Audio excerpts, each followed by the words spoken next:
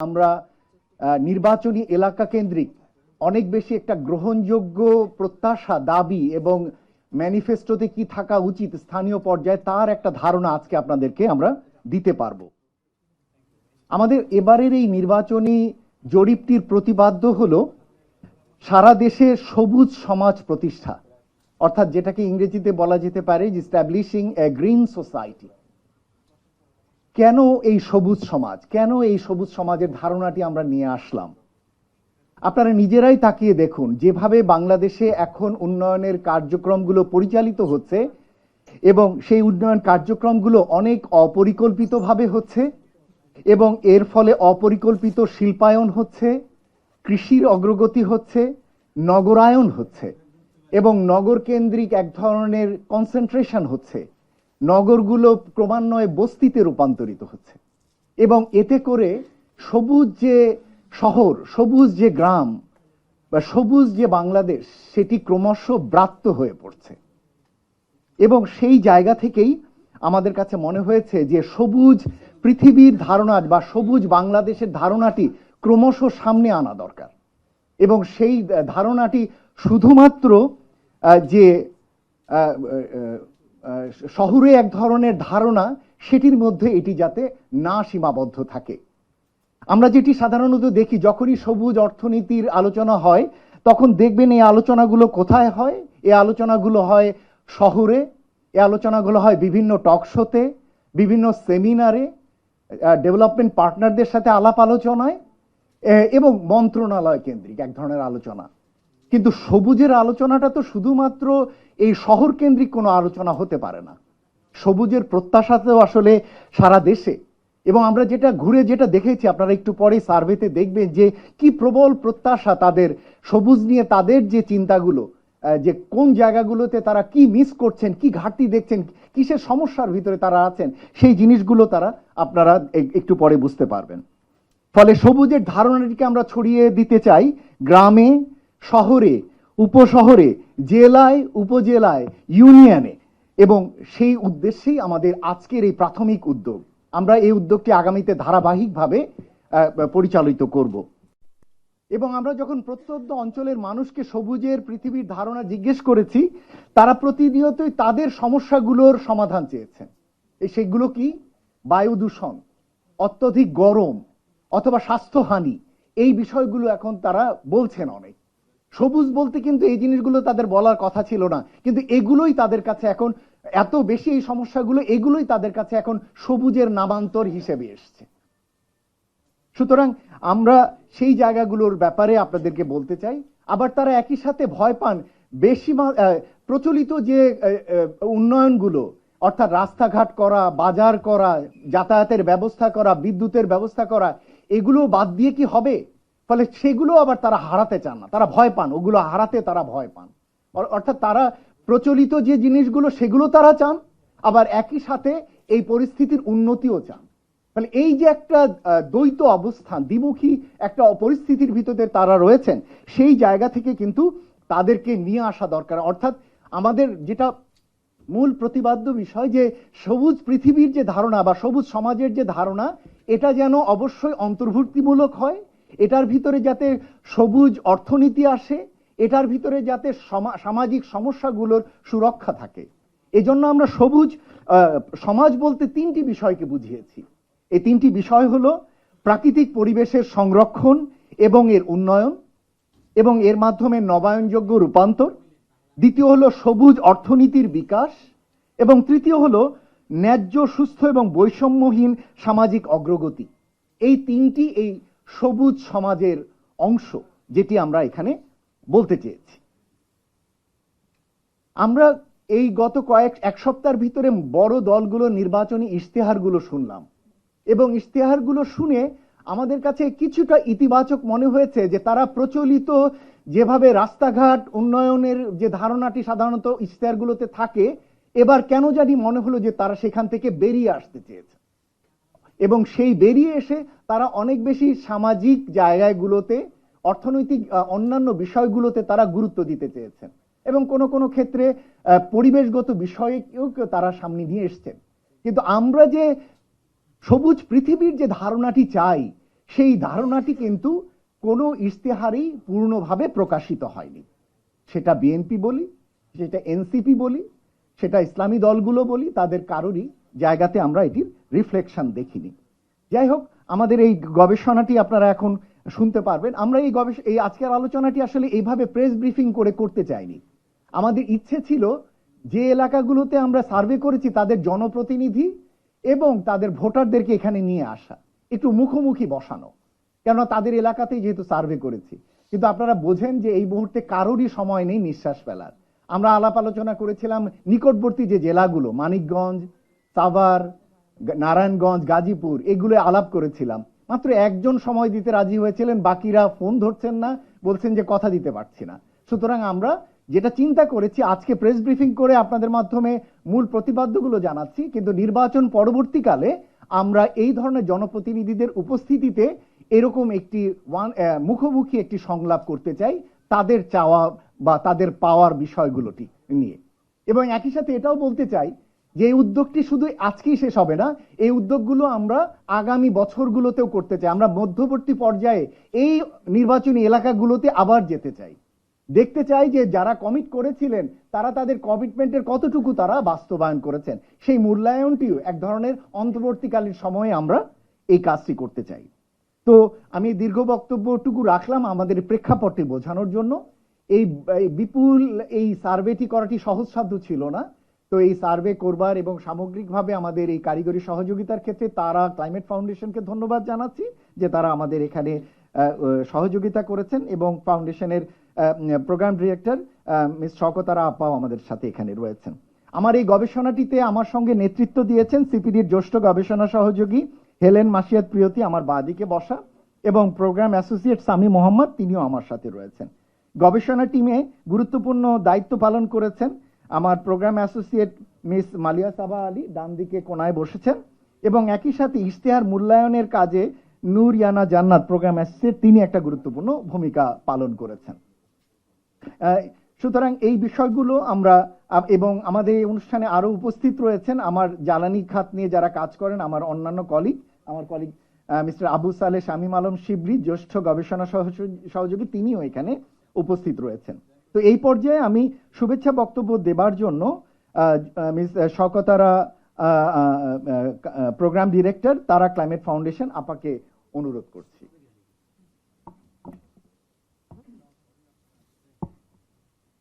শুভ সকাল, good morning. এখানে কি পেতে যাচ্ছি সেটার একটা সুন্দর কনটেক্সট উনি সেট করেছেন, এবং থ্যাংক ইউ যারা আছেন। একটা হিউজ রিপ্রেজেন্টেশন আমি দেখছি, this is very impressive from print and electronic media. হ্যাঁ, তো green and sustainable economy in electoral constituencies, যেটা আমরা সবুজ টেকসই উন্নয়ন দেখতে চাচ্ছি, যে সময়োপযোগী ভাবনা মুয়াজ্জেম ভাই ওনার ইন্ট্রোতে বলেছেন, এটাই প্রথম হয়তো হচ্ছে যে আমরা ইলেকশনে যাচ্ছি, এবং আমি মনে করি আমাদের এইবারের ইলেকশন নিয়ে যত বেশি কি বলবো আমাদের অ্যাসপিরেশন, আমাদের আশা, আমাদের এঙ্গেজমেন্ট এই ইলেকশন প্রসেসটার সাথে হয়েছে, সাধারণ জনগণ পর্যন্ত এটা নিয়ে ভাবছেন। সুতরাং সেই সময়ে আসলেই যত বেশি প্রো কান্ট্রি, দেশের জন্য, মানুষের জন্য, আমাদের লম্বা সময়ের চিন্তা ভাবনার যে ভাবনাগুলো আসবে, অবশ্যই সেটা গুরুত্বপূর্ণ। সেই জন্য ইলেকশন আসলে আমাদের জন্য গুরুত্বপূর্ণ।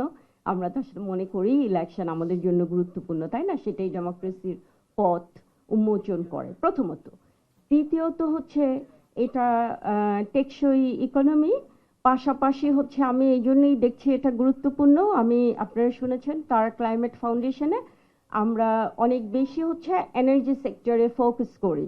তো এনার্জি সেক্টর থেকেও তারা ক্লাইমেট ফাউন্ডেশনে আমরা রিনিউয়েবল এনার্জির দিকে বেশি আমাদের এমফাসিস, না আমাদের পুরো এমফাসিস রিনিউয়েবল এনার্জিতে, যাতে আমরা সবুজ টেকসই উন্নয়ন আনতে পারি, সেই জন্যে। এবং এনার্জি সেক্টর যখন আমি বলছি, ডেফিনেটলি আপনারা যেহেতু মিডিয়াতে আছেন, আপনারা নিউজ কভার করেন, অ্যানালাইসিস করেন, সেটাকে সামনে নিয়ে যান, আপনারা নিজেরাই জানেন যে বিগত দিনগুলোতে আমাদের যে এনার্জি পলিসি, আমাদের যে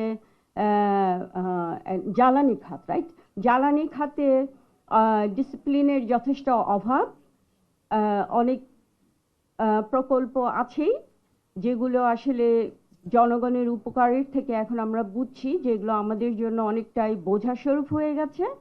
আমরা এটাও বুঝছি যে এগুলোতে যে অর্থায়ন হয়েছে, এই অর্থায়নগুলো তো ঋণের থেকে, সুতরাং আমাদের দেশ অলরেডি একটা দীর্ঘমেয়াদী ঋণের বোঝায় পড়ে গেছেন। এবং এগুলো প্রায় সবগুলোই হচ্ছে ফসিল ফুয়েল বেসড এনার্জি জন্যই করা হয়েছে। কোনোটা কোল বেসড, কোনোটা গ্যাস বেসড, যেগুলোর শুধুই অর্থনৈতিক প্রভাবই না, সেটার সাথে পরিবেশগত প্রভাব। রামপালের কথা যদি আপনারা ভাবেন, আপনারা নিঃসন্দেহে আমার থেকে ভালো জানেন সেখানের মানুষ এবং পরিবেশে কি প্রভাব পড়েছে, বা মাতার বাড়ি যেখানে যায় আর কি। এটা তো একটা বিষয় হচ্ছে। এবং এখন আমরা এলএনজি ইম্পোর্ট করছি। আমাদের এই দেশে এত ইম্পোর্টের এত ফরেন এক্সচেঞ্জ, আমরা যদি কারেন্সি ইউজ করি, সেটাও আমাদের ইকোনমির জন্য একটা অনেক বড় প্রেশার। যে জন্যই সাস্টেইনেবল ইকোনমির কথা আমরা ভাবছি এবং আমরা চাচ্ছি, আশা করছি সামনে দিনে যারা ক্ষমতায় আসবেন, যেই আসুক, ওনারাও এই ভাবনাটা ভাববেন। তো তারা ক্লাইমেট ফাউন্ডেশনে আমরা বাংলাদেশে মূলত সোলার এনার্জিতে অনেক বেশি ফোকাস করি, কারণ বাংলাদেশের প্রেক্ষাপটে হয়তো অন্য নবায়নযোগ্য জ্বালানি অতটা এফিশিয়েন্ট হবে না। তো আমরা সেখানে কাজ করছি। আমরা বাংলাদেশে অনেক সিএসও থিঙ্ক ট্যাঙ্ক ওনাদের সাথে কাজ করি, এবং সেদিক থেকে অবশ্যই সিপিডি আমাদের অত্যন্ত গুরুত্বপূর্ণ ওয়ান অফ দ্য পার্টনার্স, যারা আমাদেরকে সহায়তা করেন পলিসি বিষয়ে সমস্যাগুলো কি, সামনের দিকে কিভাবে জ্বালানি খাতের পরিকল্পনা করা যেতে পারে, কোন গ্যাপগুলো অ্যাড্রেস করলে দেশ একটি টেকসই সবুজ জ্বালানি খাতের পরিকল্পনা পাবে, সেটাই। তো আমি এই জন্যই আসলে ধন্যবাদ জানাচ্ছি সিপিডিকে আজকের এই আয়োজন করার জন্য, এবং সেই সাথে আমাকে এখানে আহ্বান জানানোর জন্য এবং কথা বলার সুযোগ করে দেওয়ার জন্য। তো আমি এখানে আমার আরেকটু অনুরোধ থাকবে, যেহেতু মজিব ভাই বলেছেন যে ওনারা চেষ্টা করেছিলেন যে ক্যান্ডিডেটদের এখানেও একটা রিপ্রেজেন্টেশন রাখার জন্য, কিন্তু গিভেন দ্য কনটেক্সট এখন যেহেতু এটা সম্ভব হয়নি, তাহলে প্রায় পুরো দায়িত্ব কিন্তু আপনাদের উপরই পড়ছে। এরপর আমরা স্টাডির ফাইন্ডিংস দেখি। আমি আশা করব আপনারা এই ফাইন্ডিংসটা সামনের দিকে নিয়ে যাবেন ইন আ পজিটিভ ওয়ে, যাতে দেশের উপকার হয়, মানুষের উপকার হয়। So thank you very much, looking forward. Thank you. যে কথাটি না বললেই না, সেটা হলো যে আমরা এই সবুজ সমাজের বা সবুজ জ্বালানি থেকে উত্তরণ, এটিকে একটা গুরুত্বপূর্ণ সমাধান হিসেবে দেখি, কিন্তু এটিকে আমরা একক সমাধান হিসেবে মনে করছি না, বলে সবুজ সমাজটি আনা সম্ভব। তো সেই আলোকেই আজকের এই পুরো স্টাডিটি করা হয়েছে। তো এই পর্যায়ে আমি আমার দুই কলিগকে, মোহাম্মদ, উনি সেকশন 1 থেকে সেকশন 6 পর্যন্ত পড়বেন, এবং তারপরে মিস হেলেন মার্শেদ প্রিয়তি 7th 1 ঘন্টা 5 মিনিট লেগেছিল আমার সামনে, তো আমি বলেছি যে 45 মিনিটের মধ্যে এটা শেষ করতে হবে। সো আপনারা আশা করি যে প্রেজেন্টেশনটির ভিতরে কিছু স্লাইড দেখব। এরপরে আমাদের যে মেথোডোলজি, আমরা যে পদ্ধতির মাধ্যমে আমাদের জরিপটি করেছি, আমরা প্রেজেন্ট করব। এরপরে আমাদের আছে রাজনৈতিক দলগুলোর যে নির্বাচনী ইশতেহার রয়েছে, সেপশন, সেটার একটা তুলনামূলক আলোচনা দেখব। এরপরে ভোটারদের যে হচ্ছে বিশ্লেষণটাকে আরেকটু মেথোডোলজিক্যালি রিগোরাস করেছি, সেটার ফাইন্ডিংসটা আমরা দেখব, এবং শেষে কনক্লুশন এবং চলে যাই। তো প্রথমেই যেটা বোঝা দরকার যে আমাদের বর্তমানে যে সবুজ ও টেকসই সমাজের কথা, আমরা বর্তমানে যে ইস্যুগুলো আমরা ফেস করছি, যে নীতি নির্ধারণের পর্যায়ে কেন্দ্রীকরণ, অপরিকল্পিত নগরায়ন এবং অবকাঠামো ভিত্তিক আমাদের একটা সবুজ সমাজের জন্য কি করতে হবে, আমরা মনে করি যে একটা সার্বিক ভারসাম্য দরকার। অর্থনৈতিক প্রবৃদ্ধি লেভেল, তারা হচ্ছে কিভাবে সবুজ সমাজের ধারণাটিকে দেখেন, সেটি সিদ্ধান্তটাকে প্রভাবিত করে, সেটা আমরা দেখছি। এরপরে আমরা যেটা দেখতে চাই সেটা হচ্ছে যে আর্থসামাজিক এবং ভৌগোলিক পর্যায়ে হচ্ছে খুবই গুরুত্বপূর্ণভাবে তাদের পলিটিক্যাল ক্যাপিটাল কিভাবে খরচ করছেন, সেটার মাধ্যমে উপরে ডিপেন্ড করে।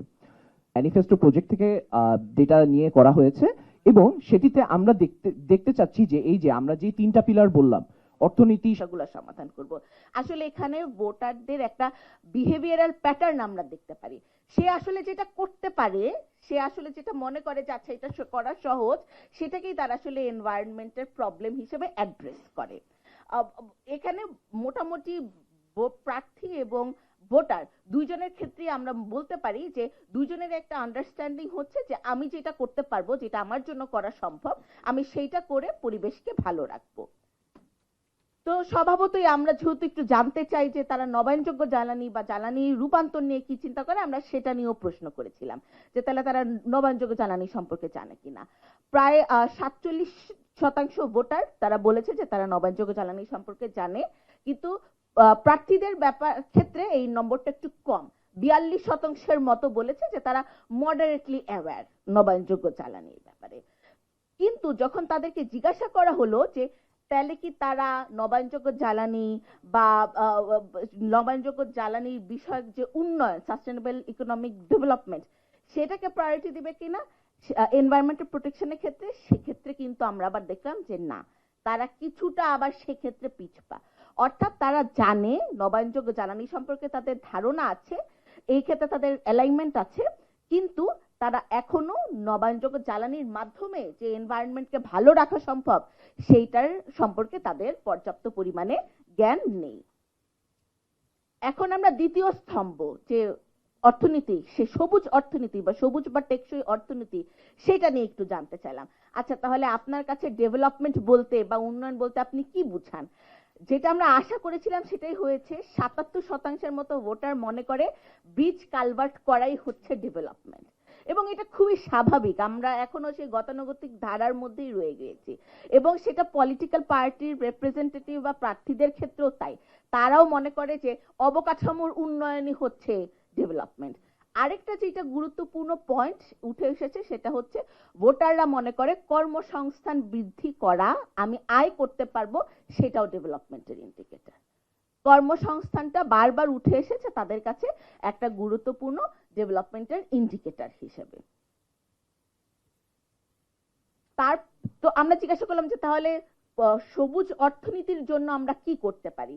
ইন্টারেস্টিংলি ভোটাররা বলেছে যে eco friendly and environmental friendly ইনফ্রাস্ট্রাকচারের মাধ্যমে আমরা যে সবুজ অর্থনীতি সেইটা অ্যাচিভ করতে পারবো।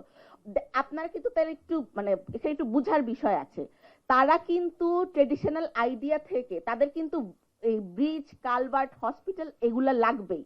তারা চায় যে এগুলো হবে, কারণ এটার মাধ্যমে তার কিছু কর্মসংস্থানের ব্যবস্থা হয়, কিন্তু এইটাকে তারা সবুজায়ন করতে চাচ্ছে। কারণ তারা মনে করে যে এটার মাধ্যমে তাদের যে ইকোনমিক কস্ট সেইটাকে তারা কম করতে পারবে। মানে তারা ওই ট্রেড অফটাকে কিছুটা, মানে ওই শখটা তারা নিতে কিছুটা হয়। সেটা অবশ্য পরে এই স্লাইডেই এসেছে। আমরা জিজ্ঞাসা করলাম যখন যে তাহলে অর্থনীতি ভালো, মানে পরিবেশ ভালো করবার জন্য যদি আপনার কিছু অর্থ বেশি খরচ করতে হয়, তাহলে আপনারা কি চিন্তা করেন? এখানে ভোটার এবং প্রার্থী দুজনের ক্ষেত্রে আমরা দেখতে পারলাম ইকোনমিক শকটা তারা নিতে এখনো প্রস্তুত না। অর্থাৎ এ পরিবেশ ভালো করবার জন্য যেন তার আবার পকেট থেকে কিছু বেশি পয়সা খরচ না করতে হয়, সে ততক্ষণই পর্যন্ত এনভায়রনমেন্ট নিয়ে চিন্তিত থাকবে যতক্ষণ পর্যন্ত তার অর্থনীতি ভালো থাকবে, সে চাকরির ব্যবস্থা করতে পারবে, তার আয় রুচি হবে, থাকবে না তখন খালি পলিউশন থাকবে। আমাদের এখন সবুজ সমাজের যে তিনটা স্তম্ভ সেটাকে একসাথে প্যারালালি এগিয়ে নিয়ে যেতে হবে।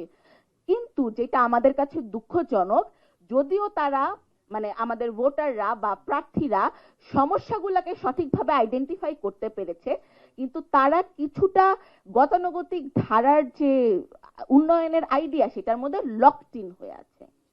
তারা এনভায়রনমেন্ট চায় কিন্তু ওইটাকে তারা লেট গো করবে না। তারা মনে করে যে আমার ব্রিজ হবে, কালভার্ট হবে, সব হবে, কর্মসংস্থান হবে, সেটাকে আমি ধরে রেখে এনভায়রনমেন্টকে কিভাবে ভালো করব। মানে এইগুলো করতে যে আমাদের যে গতানুগতিক উন্নয়নের ধারা, সেটা করতে যে এই যে তার এনভায়রনমেন্ট খারাপ হচ্ছে, তার স্বাস্থ্য খারাপ হচ্ছে, তার হেলথ হ্যাজার্ড হচ্ছে, সেইটা আসলে তাদের ধারণায় নেই। এর জন্য তারা যখন ইলেকটোরাল চয়েসেস করে বা প্রার্থী সিলেক্ট করে, সেটার ক্ষেত্রেও আসলে সেটাকে তারা রিফ্লেক্ট করতে পারে না। আমরা মনে করি যে প্রার্থীদের আসলে এই গতানুগতিক উন্নয়নের ধারা চিন্তা করে কোন এমপি আমার গতানুগতিক উন্নয়ন করতে পারবে, আমার ইটের ভাটা করে আমাকে কর্মসংস্থান দিতে পারবে, এইভাবে চিন্তা করে ভোট না দেওয়াই ভালো। বরঞ্চ তার যে সমস্যাগুলো সেগুলো কিভাবে তারা সমাধান করবে সেইটার উপরে ভিত্তি করে ভোট দেওয়া উচিত। দ্বিতীয়ত, ভোটারদের ক্ষেত্রে বলছি, তারা মনে করে যে এনভায়রনমেন্ট প্রোটেকশনকে আমি গুরুত্ব দিব, কিন্তু সেটা আমার অর্থনৈতিক যে নিরাপত্তা সেইটার উপরে যেতে পারবে না। এমন এনভায়রনমেন্টকে এমন ভাবে আমার রিস্টোর করতে হবে সে যেন মনে করে যে তার অর্থনৈতিক নিরাপত্তাকে আমি বেশি গুরুত্ব দিচ্ছি, বা মানে অর্থনৈতিক নিরাপত্তা যেন তার কাছ থেকে চলে না যায়।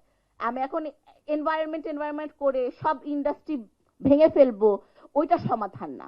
বরঞ্চ আমি কি ওই ইন্ডাস্ট্রির মধ্যে একটা ইটিপি বসাতে পারি কিনা, যাতে করে তার কর্মসংস্থান যেন থাকে, কিন্তু আমার এনভায়রনমেন্টটাকেও যেন আমি ভালো রাখতে পারি।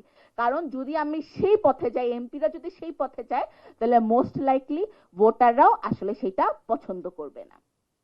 দূষণ, উচ্চ তাপমাত্রা এবং স্বাস্থ্যহানি, এই বিষয়গুলো জনগণ সবচেয়ে বেশি ভোগান্তির ভিতরে রয়েছে, এবং এগুলোর সমাধানের ক্ষেত্রেও তারা মনে করেন যে গাছ লাগানো, প্লাস্টিক বর্জ্য দূর করা, এই ধরনের কিছু সনাতনী উপায় তারা চিন্তা করেন। এটা দিয়ে বোঝা যায় যে তারা সমস্যাটা কেন হচ্ছে এটি তারা চিন্তা করছেন না, এবং সেইগুলো দূর করা, যেমন এই পরিবেশ দূষণ বা বায়ু দূষণের কারণ আসলে শিল্প, বায়ু দূষণের কারণ আসলে ইট ভাটা, বায়ু দূষণের কারণ হলো কেমিক্যাল ইন্ডাস্ট্রি যত্রতত্র ছড়িয়ে যাওয়া, এইগুলোকে কিভাবে নিয়ন্ত্রণ করা যাবে সেইগুলোর কিন্তু সমাধানের উপায় হিসেবে তারা বলছেন না, তারা বলছেন অন্য কিছু। তার মানে হচ্ছে এমন কিছু সমস্যা যেগুলো হয় তারা জানেন না, অথবা ওইগুলোতে তারা টাচ করতে ভয় পান, অথবা প্রার্থীরাও তারাও ভয় পান ওই জায়গাগুলোতে টাচ করতে। সুতরাং আগামী দিনে যদি আমরা চাই, তাহলে এই যে বড় বড় যে প্রভাবশালী যে গোষ্ঠী যারা পরিবেশ দূষণের জন্য দায়ী, তাদেরকে নিয়ন্ত্রণ করতে হবে। যারা নদী ভরাট করছে, যারা ইট বালুর ব্যবসা করছে, যারা পাথর চুরি করে নিয়ে যাচ্ছে, এবং যারা বিভিন্ন জায়গায় ছোটখাটো বিভিন্ন অবৈধ শিল্প কারখানা দিচ্ছে, তা সেই সমস্ত জিনিস বন্ধ করাটা রেস্টোরেশনের জন্য বেশি দরকার, যে জিনিসটি এখানে এসছে। দুর্ভাগ্যবশত আমরা যারা সিভিল সোসাইটিতে নবায়নযোগ্য জ্বালানিকে প্রমোট করতে চাই, আমাদের নবায়নযোগ্য জ্বালানি প্রমোট করার কাঠামোতেও আমাদের পরিবর্তন আনতে হবে। অর্থাৎ আমাদের মনে হয়েছে যে আগামী দিনে আমরা যারা সরকার বা সরকারের বাইরে যারা নবায়নযোগ্য জ্বালানি প্রমোট করতে চাই, শুধুমাত্র নবায়নযোগ্য জ্বালানিকে নিয়ে গিয়ে লাভ নেই, এই বিষয়গুলোকে পরিবেশগত, অর্থনৈতিক এবং সামাজিক কারণের সাথে সম্পর্ক যুক্ত করে এই নবায়নযোগ্য বা রূপান্তরের কাঠামোটি তৈরি করতে হবে। নতুবা সাধারণ মানুষ তাদের বেসিক যে প্রবলেম ওইগুলোই সব সময় আগে নিয়ে আসতে চাইবে। যেটি আপনারা দেখতে পেলেন যে মানুষ এখনো সনাতনী উন্নয়নকেই তার উন্নয়ন মনে করে। এটা তার দোষ না, তার কারণ হলো সনাতনী উন্নয়ন কাঠামোটি আসলে তার জন্য এখনো শেষ হয়নি। সুতরাং সনাতনী উন্নয়ন কাঠামো থেকে সবুজ বা টেকসই উন্নয়ন কাঠামোতে উত্তরণ, এই দায়িত্বটি আসলে সকলের। এটা সিভিল সোসাইটির, এটা সরকারের, এটা রাজনৈতিক দলগুলোর, এবং সেই জায়গাগুলোর জন্য আগামীতে কাজ করার প্রয়োজন রয়েছে।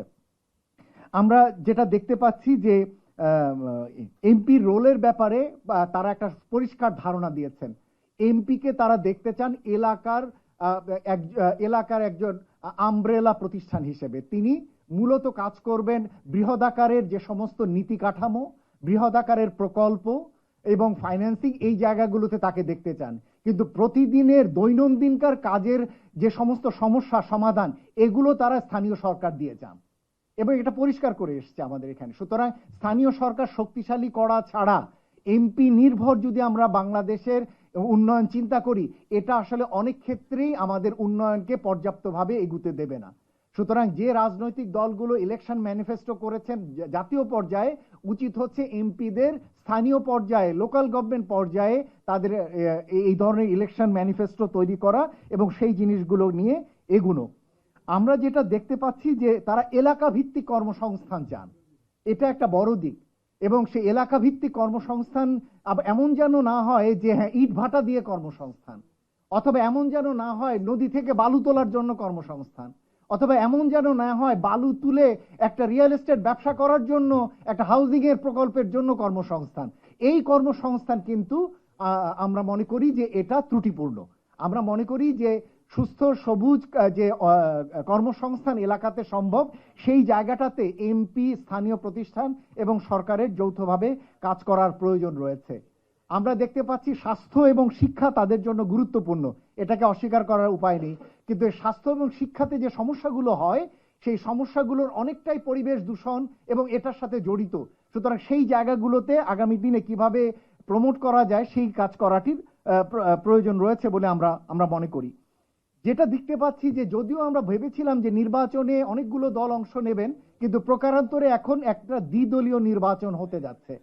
সুতরাং এই দ্বিদলীয় নির্বাচনের ক্ষেত্রে যেটা বড় চ্যালেঞ্জ সেটা হচ্ছে যে প্রতিদ্বন্দ্বিতার যে জায়গাগুলোতে অনেক ধরনের যে প্রত্যাশা, নাগরিক প্রত্যাশা, সেটা অনেক সময় পর্যাপ্তভাবে এদের লক্ষ্যের ভিতরে থাকে না এবং স্থানীয় পর্যায়ে যারা নির্বাচন করছেন তাদের ভিতরেও সেটা প্রতিফলিত হয় না। এবং এতে যেটা হয়, ভোটাররা এক ধরনের সুবিধাবাদী পজিশন নেন। সেটা হলো যিনি জিতবেন তার দিকে ভোট দেওয়ার একটা প্রবণতা। যিনি আসলে পরিবেশের জন্য করছেন, যিনি আসলে এলাকার ভালো প্রার্থী, হয়তো তার সমর্থন কম, তার ভোটটা ওদিকে দিচ্ছে না, তিনি মনে করেন তার ভোটটা তাকে দেওয়া উচিত যে ভোটটা দিলে জিতবে। এই কারণে দেখা যায় যে অনেক সময় গুরুত্বপূর্ণ সামাজিক শর্তগুলো যে সমস্ত প্রার্থীরা প্রমোট করতে চান সেই সমস্ত প্রার্থীরা নাগরিক সমর্থন পান না। সুতরাং সেইটা এইখানে এ কারণেই আসলে এই জায়গায় বহুদলীয় আরো বেশি ভারসাম্যপূর্ণ নির্বাচন হবার বিষয়টা খুবই দায়ী। আমরা দেখতে পাচ্ছি প্রায় সকল জায়গাতেই সকলেই সরকারকে দায়ী করেন, অর্থাৎ এই যে ওভার কনসেন্ট্রেশন, সমস্ত নীতি সিদ্ধান্ত, সমস্ত প্রকল্প এবং তার বাস্তবায়ন এই যে সেন্ট্রালি মিনিস্ট্রির মাধ্যমে, পরিবেশ মন্ত্রণালয় হোক, জলবায়ু, পানি সম্পদ, শিল্প, সেবা, এই যেগুলো সেন্ট্রালি হচ্ছে, এর কারণে হচ্ছে সাধারণ মানুষ নিজের যে দায় দায়িত্ব সেটাই সে ভুলে গেছে। ভুলে গিয়ে সে সরকারকেই উপর্যুপরি সে দায়ী করছে। এ কথাটি ঠিক না। আমাদের সাধারণ মানুষের দায় দায়িত্ব রয়েছে অন্তত পরিবেশ সুরক্ষায়, পরিবেশ সুরক্ষা, পরিবেশ রেস্টোরেশন এবং পরিবেশ দূষণ কমানোতে সাধারণ মানুষের যে ভূমিকা, এই জায়গাটাতে আরো কাজ করার দরকার আছে বলে আমরা মনে করি। যেটা প্রিয়তি বলেছেন, আমরা মনে করি যে স্থানীয় পর্যায়ে ম্যানিফেস্টো থাকা দরকার। এবার অনেককেই দেখলাম এটা আগামীতে যাতে এই ম্যানিফেস্টোগুলো তারা দেন সেটা যেমন জরুরি, আবার ম্যানিফেস্টোতে কি ধরনের অলীক অবাস্তব তারা পরিকল্পনা ঘোষণা করছেন সেটা দেখার জন্য আবার একদম তৃতীয় পক্ষীয় মনিটরিং দরকার। সেটাও আমরা স্থানীয় পর্যায়ে চাই। আমরা চাইবো যে স্থানীয় পর্যায়ে যারা সিভিল সোসাইটি রয়েছেন, স্থানীয় পর্যায়ে যারা বিভিন্ন ধরনের সমাজের গণ্যমান্য রয়েছেন, তারাও এই প্রার্থীদের এই প্রত্যাশা যেগুলো বলছেন সেগুলো তারাও অ্যাসেস করবেন, মূল্যায়ন করবেন। এমনকি এবার যে জাতীয় পর্যায়ে আমরা যে ম্যানিফেস্টোগুলো দেখলাম, এর সবচেয়ে বড় দুর্বলতা হলো এর ফাইন্যান্সিং কাঠামো নেই। অর্থাৎ সকলে অনেক বড় বড় প্রত্যাশা ঘোষণা করেছেন, কিন্তু কোন জায়গা থেকে এই অর্থায়নটি হবে এবং যে ধরনের অর্থায়ন দুর্বলতায় এই সরকার রেখে যাচ্ছেন, অন্তর্বর্তী সরকার, তাতে করে এই নতুন অর্থায়ন কোথা থেকে হবে, এটি কিন্তু একটা বড় চ্যালেঞ্জ। শুধু একটাই ভালো দিক আমরা দেখতে পাচ্ছি, কেউ আর মেগা প্রকল্পের ঘোষণা দেন নাই অতটা। সুতরাং এটাই বলা যেতে পারে যে অর্থ সাশ্রয়ের একটা জায়গা হতে পারে, কিন্তু যে মেগা প্রকল্পগুলো রয়েছে এগুলোরই ঘানি টানতেই নতুন সরকারকে অনেক দিন চলে যাবে। তারা নতুন আর প্রকল্প কি নেবেন? অর্থাৎ এই যে সামাজিক খাতে বা পরিবেশ খাতে তারা যে প্রকল্প নেবেন সেটাও তাদের জন্য একটা কঠিন বিষয় হয়ে দাঁড়াবে বলে আমরা মনে করি। আমরা যেটা দেখতে পাচ্ছি যে আমরা যেটা বললাম যে কমিউনিটি লেভেলের এনগেজমেন্ট আরো বাড়ানো দরকার। অর্থাৎ ধীরে ধীরে বাংলাদেশ থেকে ধীরে ধীরে কমিউনিটিটি নিঃশেষ হয়ে যাচ্ছে। ধীরে ধীরে স্থানীয় পর্যায়ে যে আগে গ্রাম সমাজ বা ক্লাব বা ছোট ছোট যে কমিউনিটিগুলো ছিল, এই কমিউনিটিগুলো ধীরে ধীরে নিঃশেষ হয়ে যাচ্ছে। এবং এর একটা বড় কারণ হলো স্থানীয় পর্যায়ে সকল অংশগ্রহণগুলোকে পূর্বতন সরকারের সময় রাজনীতিকরণ করে ফেলা হয়েছিল। আমার মনে হয় যে আবার ধীরে ধীরে এই সামাজিক অংশগ্রহণ বা বিভিন্ন স্থানীয় প্রতিষ্ঠানগুলোতে দলের বাইরে দল নিরপেক্ষভাবে নির্বাচন করা এবং সেই জায়গাগুলোতে কমিউনিটিকে আবার সামনে নিয়ে আসা, এটা অনেক গুরুত্বপূর্ণ। এবং আমরা দেখতে পেয়েছিলাম কোভিডের সময় কমিউনিটি না কাজ করার জন্য আমরা কি ভুগেছি, অথচ বিশ্বের গুরুত্বপূর্ণ অনেক দেশ আছে তারা কমিউনিটিকে ব্যবহার করে কোভিডকে কত সহজে তারা নিয়ন্ত্রণ করেছে অনেক কম খরচে। কিন্তু এই কমিউনিটি কনসেপ্টটা এই সবুজায়নের জন্য অনেক গুরুত্বপূর্ণ। সুতরাং আমাদের ধীরে ধীরে এই কমিউনিটি কনসেপ্টটা আরো কিভাবে যেতে পারি সেদিকে আমাদের যাবার জন্যই আমরা মনে করি যে লোকাল গভর্নমেন্ট কনসেপ্টটি অনেক বেশি গুরুত্বপূর্ণ। আমরা মনে করি এলাকার সমস্যার সমাধান জাতীয় পর্যায়ে সেক্রেটারিয়েটে বসে হবে না। আমরা মনে করি নির্বাচনী এলাকার সমাধান সেক্রেটারিয়েট থেকে হওয়া উচিত না। আমরা মনে করি নির্বাচনী এলাকার সমাধান নির্বাচিত এলাকার প্রতিনিধির মাধ্যমে হওয়া উচিত। আমরা মনে করি যে নির্বাচিত যারা প্রতিনিধি রয়েছেন ইউনিয়ন পরিষদে, উপজেলায় এবং এমপি, তারাই স্থানীয় সমস্ত ধরনের যে সমস্ত চ্যালেঞ্জ এগুলোতে তারা মুখ্য ভূমিকা রাখবেন। সরকারের মন্ত্রণালয় বিভাগগুলো তারা তাদেরকে সহায়তা করবেন এবং সেজন্য আমরা মনে করি যে স্থানীয় সরকার কাঠামোকে শক্তিশালী করা, তার মাধ্যমেই এই সবুজায়ন সম্ভব। আমরা আবার বলছি, বিকেন্দ্রায়ন ছাড়া বাংলাদেশে আগামী দিনে সবুজ অর্থনীতি, সবুজ সমাজ, এটা ইমপ্লিমেন্টেশন অসম্ভব। এইভাবে জাতীয়ভাবে সেন্ট্রাল থেকে সব পাওয়ার কনসেন্ট্রেট করে এইভাবে বাংলাদেশে আগামী দিনে কখনোই সামগ্রিকভাবে দেশভিত্তিক সবুজায়ন সম্ভব না। এর ফলে যেটা হবে, সেন্ট্রালি হলে যেটা হবে, ঢাকা হয়তো সবুজ হতে পারে, রাজশাহী হয়তো সবুজ হতে পারে, খুলনা হয়তো কিছুটা সবুজ হবে, কিন্তু আমার পাথরঘাটা সেটা ওই নোনা লবণাক্ত এলাকায় থেকে যাবে। আমার দিনাজপুরের বিরামপুর হয়তো পানি শূন্য জায়গায় থেকে যাবে। সুতরাং আমরা মনে করি যে বিকেন্দ্রায়নটি আগামী দিনের সরকারের একটা মূল এজেন্ডা হওয়া উচিত। অনেক পার্টির ম্যানিফেস্টোর ভিতরেই অনেক ধরনেরই এলাকা ভিত্তিক কাঠামো রয়েছে, কিন্তু সেটা পূর্ণভাবে হবে না যদি বিকেন্দ্রায়ন না হয়।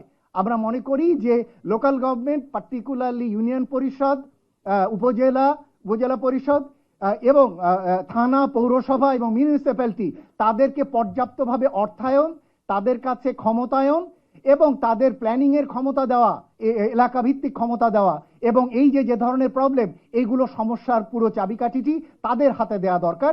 এই চাবিকাঠিটি যেন ব্যুরোক্রেটদের হাতে না থাকে। এটুকু বলেই আমার এই বক্তব্য শেষ করছি। এবার যদি আপনাদের কোনো প্রশ্ন থাকে সেগুলো নিয়ে আলাপ করতে পারি। সাম্প্রতিককালে এমনকি যে সরকার চলে গেছে সেই সরকারের সময় আমরা ম্যানিফেস্টো ফলো করেছি।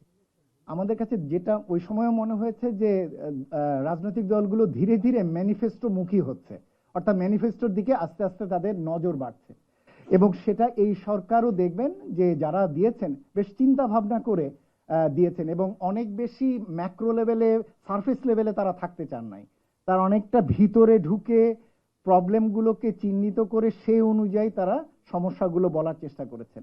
প্রশ্নটি হচ্ছে যে এগুলো তারা বাস্তবায়নের সক্ষমতা রাখেন কিনা যদি নির্বাচিত হন। সেই জায়গাটিতে আমার কাছে মনে হয়েছে যে আংশিকভাবে তো অবশ্যই তারা পারবেন, কিন্তু যেটা বলছিলাম যে অর্থের সংস্থানের বিষয়টি যতক্ষণ পর্যন্ত না এর সঙ্গে ইন্টারলিঙ্কড হচ্ছে, ততক্ষণ পর্যন্ত এই প্রকল্পগুলো পুরোপুরি তারা বাস্তবায়ন করতে পারবেন কিনা সেটি নিয়ে একটা বিষয় রয়েছে। কিন্তু আমার ধারণা এবারের প্রেক্ষাপটে অন্তত ম্যানিফেস্টের একটা বড় ম্যানিফেস্টেশন অন্তত কার্যক্রমে দেখতে পাবো, এটার এক। দ্বিতীয়ত হলো যে জুলাই সনদের ভিত্তিতে গণভোট হচ্ছে বা সামনে যে এটা হচ্ছে, ওটাও কিন্তু এক ধরনের ম্যানিফেস্টো এবং ওটা জাতীয় ম্যানিফেস্টো। দেখবেন ওই ম্যানিফেস্টোরও উল্লেখ এটার ভিতরে আছে। সুতরাং আমার ধারণা যে দলগুলো রাজনৈতিকভাবে এক ধরনের কমিটেড থাকছে, গণভোট থেকে তারা এক ধরনের জনগণের কাছ থেকে তারা একটা দায়বদ্ধতার মধ্যে পড়ছে, এবং এই ভিত্তিতে তারা যখন সংসদে এবং ক্ষমতায় যাবেন তারা অনেক সময় এগুলো প্রতিপালনে অগ্রবর্তী হবেন বলে আমাদের অনুমান। সুতরাং সেই জায়গার ক্ষেত্রে আমি মনে করি যে আগের তুলনায় এইবারে নির্বাচনে অংশগ্রহণকারী দলগুলোর অন্তত ম্যানিফেস্টোর ব্যাপারে তাদের বেটার কমিটমেন্ট রয়েছে, এটা আমার কাছে মনে হয়। কে ক্ষমতায় যাবেন সেটি জানি না, কিন্তু অন্তত বেটার কমিটমেন্ট আছে। অন্তর্ভুক্তিমূলক নয় এই কথাটি আগেও বলেছিলাম। দেখুন, সাম্প্রতিককালে অনেকগুলো জরিপ হয়েছে এবং সেই জরিপগুলোর দিকে যদি তাকান তাহলে দেখবেন যে প্রায় প্রত্যেকটি জরিপে বলা হচ্ছে যে যে পতিত দলটি, সে পতিত দলের ভোটই এবার ডিসিসিভ ফ্যাক্টর হবে। এই যে কথাটি পতিত দলের ভোটই ডিসিসিভ ফ্যাক্টর হবে, এটা দিয়ে যেটা বোঝা যায় যে একটা বৃহদাংশের ভোটারকে তার চাহিদা মতো তাকে ভোট করতে দেওয়ার সুযোগ দেওয়া হচ্ছে না।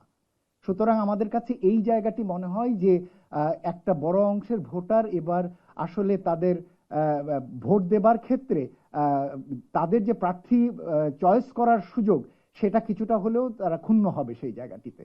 তো সেটা আমাদের কাছে মনে হয় যে ইনক্লুসিভ ভোটিং এর যে জায়গা বলে থাকি, ভোটারদের জায়গা থেকে সেটা কিছুটা হলেও সেটা পূর্ণ হচ্ছে না, এটা এখান থেকে আমরা আমাদের কাছে মনে হয়। ভঙ্গুর অর্থনীতির যে প্রশ্নটি এসছে মুনিরের কাছ থেকে, দেখুন, অর্থনীতি ভঙ্গুরতার জন্য প্রথম যেটি বলা দরকার, এই সরকার আসলে দায়ী না। প্রথম কথা, এই সরকার বরঞ্চ ভঙ্গুর অর্থনীতি থেকে উত্তরণের কাজটি নিয়েছিল। আমরা প্রত্যাশা করেছিলাম যে এই 1.5 বছর সময়কালের ভিতরে উত্তরণের কাজটি প্রায় তারা শেষ করে ফেলতে পারবেন। দুর্ভাগ্যবশত যেটি হয়েছে, আমার দেখা মতে মনে হয়েছে যে এই সরকার অর্থনৈতিক রিফর্মকে তাদের মূল এজেন্ডা হিসেবে কখনোই নেননি। তাদের মূল এজেন্ডা আসলে অন্যান্য বিষয়গুলো ছিল, যেটা তারা বলেও থাকেন। ফলে যেটি হয়েছে যে বিভিন্ন অর্থনৈতিক যে রিফর্মগুলো আমরা দেখি, এগুলো আসলে ব্যক্তি হিসেবে যারা বিভিন্ন প্রতিষ্ঠানের দায়িত্বে ছিলেন তাদের চেষ্টা এবং তাদের দক্ষতা অভিজ্ঞতা দিয়ে তারা কিছুটা রিফর্ম করার চেষ্টা করেছেন। ফলে যেটি হয়েছে, আমরা কিন্তু ঘুরে দাঁড়িয়েছি।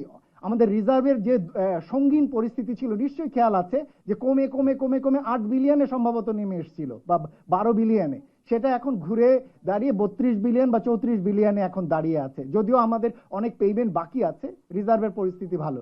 আমরা কিন্তু একসময় আশঙ্কা করেছিলাম যে টাকার বিনিময় হার এটা না আবার 150-এ গিয়ে ঠেকে, কিন্তু দেখেন এর ভিতরেও বিনিময় হার উন্মুক্ত করে দেবার পরেও কিন্তু আমরা 122-23-এ রয়েছে। ইনফ্যাক্ট এই মুহূর্তে সরকার, বাংলাদেশ ব্যাংক যদি ডলার না কিনতো তাহলে কিন্তু টাকা আরো কিছুটা শক্তিশালী হতো, অর্থাৎ আপনি আরো ইমপ্রুভমেন্ট দেখতে পারতেন।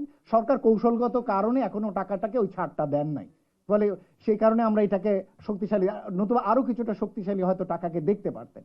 তৃতীয়ত হলো, ব্যাংকগুলোর ক্ষেত্রে যে দুরবস্থা ছিল, অন্তত পাচার বা এই জায়গাগুলোকে তো বন্ধ করা গেছে, কিন্তু পাচারের টাকা তো আর থামানো যায়নি, আনাও হয়তো এখনো যায়নি, কিন্তু বন্ধ করা গেছে। এমনকি মার্জার অ্যাকুইজিশনের মতো একটা গুরুত্বপূর্ণ দায়িত্ব বিভিন্ন চাপের মধ্যেও কেন্দ্রীয় ব্যাংকের গভর্নর এগিয়ে নিচ্ছেন। আমি মনে করি যে এটি যদি সাকসেসফুল হয় তাহলে আরো অনেক দুর্বল ব্যাংক এগুলো মার্জ করার প্রয়োজন আছে। আমি তো মনে করি যে আরো অনেক ব্যাংক বন্ধ করারও সুযোগ আছে।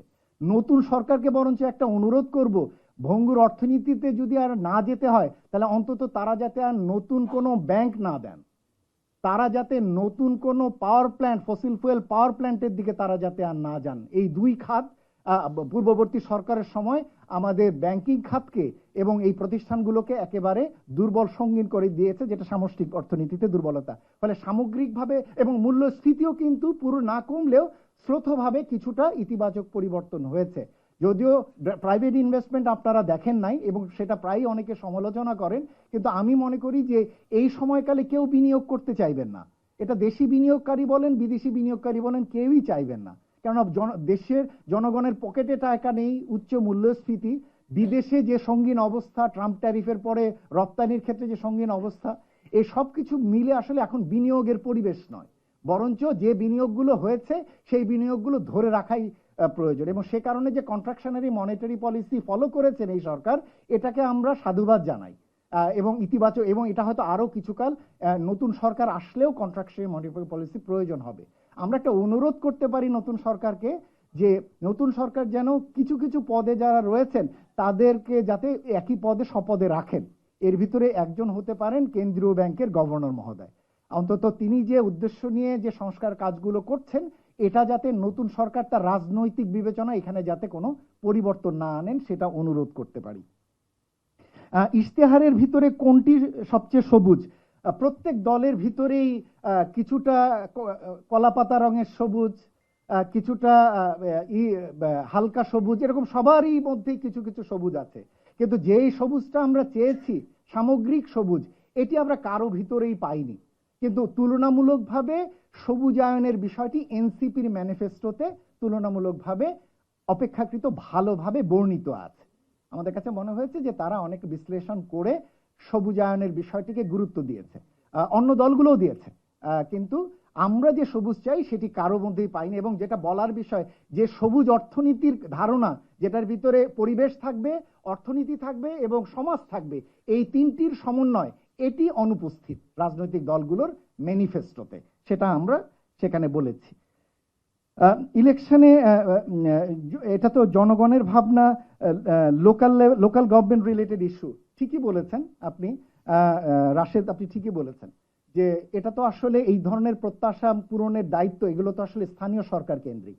কিন্তু প্রচলিতভাবে যেটা হয়েছে, লোকাল গভর্নমেন্ট ইলেকশনে লোকাল গভর্নমেন্ট অ্যাক্ট যেটি, সেই অ্যাক্ট অনুযায়ী তার লোকাল লেভেলে যত প্রকল্প হবে সেই জায়গাটিতে এমপি মহোদয় একজন উপদেষ্টা হিসেবে তার রোল আছে। যেটা প্রিয়তি বলেছে যে উপদেষ্টা মহোদয়রা আর ওখানে আসলে উপদেষ্টা হিসেবে না থেকে তিনি মূলত ওটার সামগ্রিক দায় দায়িত্বের ভিতরে তারা চলে যান। তো আমরা মনে করি যে এই পরিবর্তনটি আনতে হলে প্রথমত এই লোকাল গভর্নমেন্টের যে অ্যাক্ট রয়েছে সেটির রিভিশন দরকার, এবং সেই রিভিশনের কাঠামোর ক্ষেত্রে দু ধরনের পরিবর্তনের কথা আমরা বলেছি। একটা হলো লোকাল চেয়ারম্যান, যারা উপজেলা হোক, ইউনিয়ন পরিষদ চেয়ারম্যান হোক, পৌরসভা সিটি মেয়র হোক, তাদের সাথে এমপির সম্পর্ক, এবং আরেকটি হলো গভর্নমেন্টের যে পাবলিক অফিসগুলো রয়েছে স্থানীয় পর্যায়ে সে এবং একই সাথে ডিসি মহোদয় তার সাথে সম্পর্ক। এই দুইটা সম্পর্ক আরো বেশি পৃথক করা দরকার। পৃথক করে আমরা আরো বেশি পরিমাণে অথরিটি, ইনফোর্সমেন্ট, ফাইন্যান্সিং এবং লিগ্যাল অথরিটি এই সবগুলো লোকাল গভর্নমেন্ট প্রতিষ্ঠানগুলোতে দেওয়ার পক্ষপাতী। সাম্প্রতিককালে আমরা ঢাকার কাছাকাছি সাভারের আমিনবাজার এবং সাভারের দু একটা সিটি কর্পোরেশনে গিয়েছি, এবং আমরা দেখে মনে হয়েছে যে এই দায় দায়িত্বগুলো স্থানীয় সরকার প্রশাসনকে দিলে এই কাজগুলো অনেক সুচারুরূপে ভালোভাবে হতে পারত যদি তাদের হাতে পর্যাপ্ত অর্থ থাকতো। এই যে আমাদের লোকাল গভর্নমেন্ট মিনিস্ট্রি যে পুরো ধরে রাখেন এবং তারা তাদের প্রকল্প ঠিক করেন এবং সেই প্রকল্পের মাধ্যমে অ্যালোকেশন দেন এবং তার ছিটে ফেটা অ্যালোকেশন গিয়ে ইউনিয়ন বা থানায় আসে, ওই প্রক্রিয়ায় যদি আমরা আগামী দিনে চিন্তা করি তাহলে সবুজ সমাজ কেন, এমনি ট্র্যাডিশনাল যে ইকোনমিক গ্রোথ সেটাও আসলে সম্ভব না। সুতরাং এই যে টপ ডাউন অ্যাপ্রোচটাকে উল্টো বটম আপ অ্যাপ্রোচে নিয়ে যাওয়া, অর্থাৎ নিচে থেকেই প্ল্যানিং হবে, নিচে ফাইন্যান্স হবে, নিচে রেভিনিউ আসবে, সেগুলোকে লোকাল লেভেলে এখন রেভিনিউ জেনারেশনের বিশাল সুযোগ।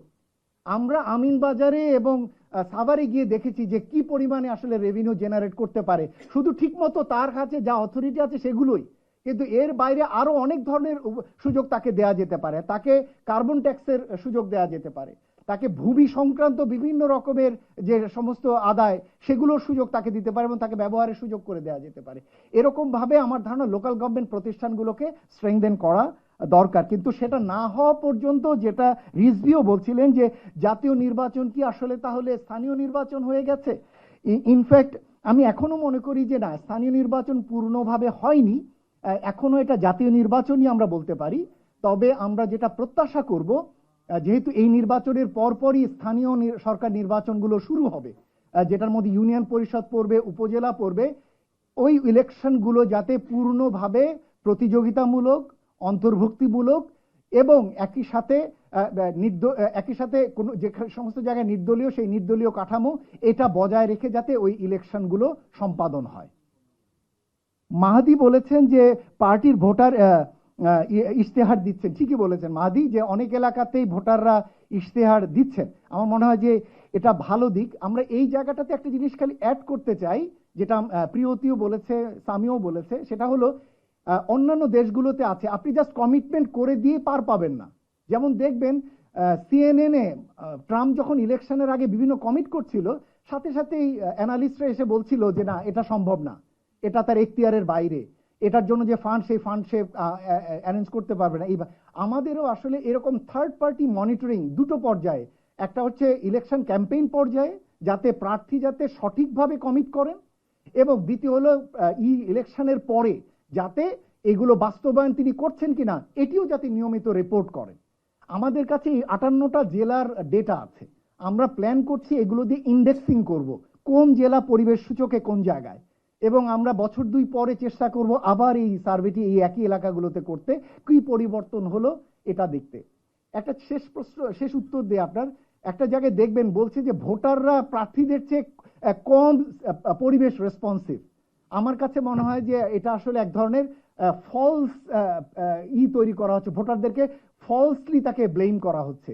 আমি বরঞ্চ উল্টোটি বলি, এবং যেটা আসলে আমার নিজের অভিজ্ঞতা, আমরা ভিজিট করতে গিয়ে দেখেছি যে কালিয়াকৈরের একজন এমপি, রাজনৈতিক দলের এমপি দাঁড়াচ্ছেন যিনি, তিনি তার সাথে কথা বলতে বলে বুঝেছি তারা একেবারেই ভোটারের মন বুঝে তারা প্লেসগুলো দিচ্ছেন।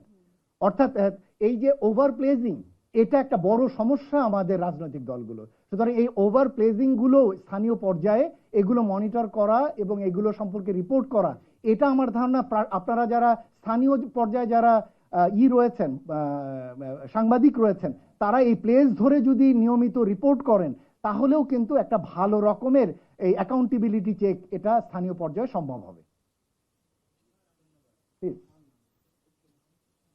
ইস্যু আসলে তারা ওইটাকে স্ট্যান্ড অ্যালোন হিসেবে দেখে, সেইটার মাধ্যমে যে সমাধান করা সম্ভব সেই ধারণাটাই তাদের মধ্যে নেই। এখন সেটার উপায় কি? একটা যেটা হতে পারে যে আমাদের কমিউনিটি লেড অ্যাপ্রোচে আমরা যেতে পারি, অ্যাওয়ারনেস রেজিং যে প্রোগ্রামগুলো সেগুলোর মাধ্যমে আমরা যেতে পারি। কিন্তু এখানে আসলে আমরা মনে করি যে এমপিদেরও কিছুটা ভূমিকা আছে। তারা যেহেতু ভোটারদের তুলনায় এই ব্যাপারে বেশি সচেতন এবং তারা মনে করে যে রিনিউয়েবল এনার্জি বা নবায়নযোগ্য জ্বালানিতে যাওয়া উচিত, আসলে এইটা কিছুটা দায় তাদের উপরেও বর্তায়। তারা যখন তাদের কমিটমেন্টস গুলো বলছে, ডিসেমিনেট করছে, তারা কি কি করবে সেগুলো নিয়ে যখন ভোটারদের কাছে যাচ্ছে, তখন ভোটারদেরকে কিছুটা বুঝানো আমার কাছে মনে হয় যে এইটা একটা গুরুত্বপূর্ণ ভূমিকা পালন করতে পারে। আর ছাত্র কমিউনিটির কথা বলছেই যে আসলে আমরা ইভেন একটা ক্লাবও তো হতে পারি এই ব্যাপারে, কিন্তু যদিও আমরা সেখানে বেশ কিছুটা পিছিয়ে পড়েছি, কিন্তু আমার কাছে মনে হয় কমিউনিটি লেড অ্যাপ্রোচে গেলেও সেটার একটা সমাধান আমরা ধারণা করতে পারবো। আর লাস্টলি যেটা বলতে চাই, সে একটা ভোটার যদি তার বেসিক যেটা স্যার যেটা বললেন যে গতানুগতিক বা সনাতনী ধারণার যে উন্নয়ন, সেটাই তো সে করতে পারছে না, সেটাই তো সে অ্যাভেল করতে পারছে না, তো তার কাছে তো ওইটা একটা ফরেন কনসেপ্ট হবেই। তো আমার কাছে মনে হয় যে এইগুলাকে যদি আমরা মেইন স্ট্রিম করতে পারি, সেটা পলিটিক্যাল পার্টির মাধ্যমেই হোক, লোকাল গভর্নমেন্টের মাধ্যমেই হোক এবং কমিউনিটি লেড অ্যাপ্রোচের মাধ্যমেই হোক, তাহলে একমাত্র এটা করতে হবে। কিন্তু এটা একটা লম্বা সময় লাগবে, এটা করতে এক রাতারাতি হয়ে যাবে না, আমাদের সেক্ষেত্রেও একটু ধৈর্য রাখতে হবে। ওকে, আমি এটার সাথে সম্পর্কিত না আরেকটা প্রশ্নের উত্তর দেব, সেটা শেষ করে। এটাকে অস্বাভাবিক কোনো পরিস্থিতি ভাবার কোনো কারণ নেই এবং রাজনৈতিক দলগুলো জাস্ট নির্বাচনের পর দিনই দেখবেন যে তাদের আচার আচরণের পরিবর্তনগুলো দেখতে পাবেন। অর্থাৎ নির্বাচনের আগে অন্তর্বর্তী সরকারের সাথে রাজনৈতিক দলগুলোর যে সম্পর্ক, নির্বাচনে ঠিক পর থেকে সম্পর্কের ধরনটা পরিবর্তন হবে এবং সেটা অনেক বেশি সংসদমুখী হবে এবং ক্ষমতা গঠন কেন্দ্রিক হবে। যেটা বলার বিষয় এখানে, এই যে অনেক ভালো জিনিস করা যাচ্ছে না, এটার এই না করার ক্ষেত্রে বা দলগুলোর চাপের জন্য যদি না করা যায়, যে প্রতিষ্ঠানগুলো নতুন তৈরি হচ্ছে এই প্রতিষ্ঠানগুলোকে, সরকারের বাইরে যে প্রতিষ্ঠানগুলোকে, এই প্রতিষ্ঠানগুলোকে আরো বেশি দায়িত্ব নিতে হবে। যেটা আমি বলতে চাচ্ছি যে আগামী দিনগুলোতে যাতে সংসদ অনেক বেশি কার্যকরী হয়, অর্থাৎ সংসদের যে স্ট্যান্ডিং কমিটিগুলো রয়েছে তারা যেন অনেক বেশি ওপেন হয়, সংসদে যেন এই ধরনের বিষয়গুলো যাতে ডিসকাসড হয়।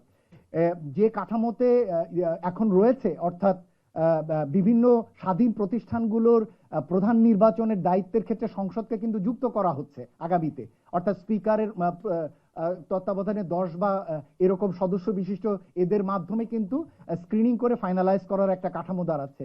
সুতরাং আগামী দিনে এই প্রতিষ্ঠানের দায়িত্বে যারা আসবেন তারা অনেক বেশি নিরপেক্ষ অবস্থান চাইলে পালন করতে পারবেন, যদিও প্রেশার হয়তো থাকবে। সুতরাং আমার কাছে মনে হয় যদি শুধু সরকারের দিকে না তাকিয়ে আমরা মনে করি যে সংসদগুলোকে আরো বেশি সক্রিয় করা, এটা একটা গুরুত্বপূর্ণ দিক। এবং আবার বলছি, এই ব্যুরোক্রেসির বা যে মন্ত্রণালয়গুলোর উপরে অতি নির্ভরতা থেকেও বেরিয়ে আসা দরকার এবং অনেক বেশি স্বাধীনভাবে স্থানীয় সরকার প্রতিষ্ঠানগুলোকে নীতি বাস্তবায়ন, ফাইন্যান্সিং এর জায়গাগুলোতে অন্তর্ভুক্ত করা দরকার। সুতরাং সংসদ এবং সংসদের বাইরে স্থানীয় সরকার প্রতিষ্ঠান, এই জায়গাগুলো যাতে প্যারালালি যাতে মন্ত্রণালয় বা ব্যুরোক্রেসির সঙ্গে যাতে সমানতালে চলতে পারে, এরকম একটা কাঠামোতে আগামীতে আমাদের যেতে হবে।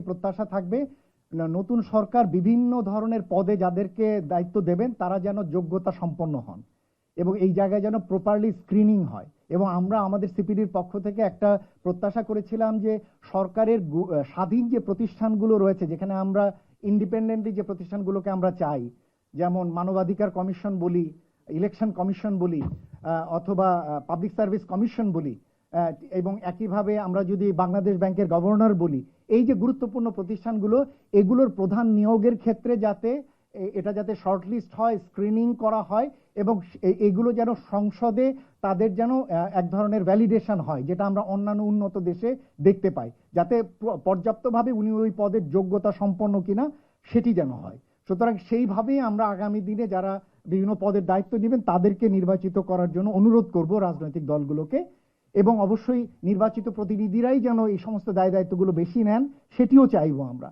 কিন্তু পাশাপাশি অন্তর্বর্তী সরকার এমন কিছু গুরুত্বপূর্ণ সংস্কার শুরু করে যাচ্ছেন বা অনেক কিছু এগিয়ে আছেন, এটার কন্টিনিউয়েশন বা কন্টিনিউইটি দরকার। সুতরাং এই আমরা জানি যে অন্তর্বর্তী সরকারের সময়ও বিভিন্নমুখী চাপের মধ্যেও কেউ কেউ এই সংস্কারের কাজগুলো নিয়ে যেতে পেরেছেন, আবার কেউ কেউ আসলে এই চাপের কাছে নতি স্বীকার করে ওগুলো আর আগাতে পারেননি। সুতরাং আমরা ওই ধরনের সাকসেসফুল এজেন্টসদেরকেই চাচ্ছি যারা কিনা সংস্কারের এই চাপের ভিতরেও যারা এগিয়ে নিতে পেরেছেন এবং এগুলো দরকার আগামী দিনের। সুতরাং তারা আগামী দিনে এই কন্টিনিউয়েশনটুকু থাকলে কাজগুলো তারা ভালোভাবে করতে পারবেন নতুন সরকারের অধীনে। আপনাদের যদি আর কিছু না থাকে তাহলে আমরা এখানেই শেষ করছি।